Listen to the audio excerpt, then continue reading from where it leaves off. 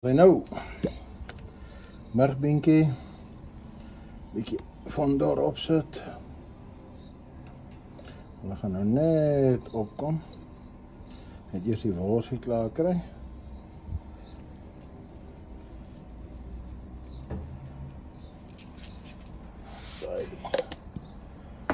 En dan, altyd belangrik, jou roostertjie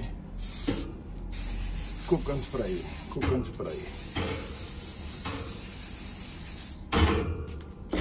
Baie belangrik by vandag se oefening.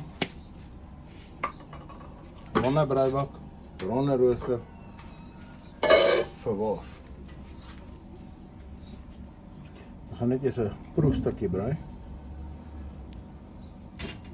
Hy kom nou daar op. En dan sit ons vir hom op die krit.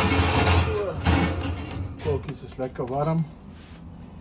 En so loop my gunsteling vuurtjie.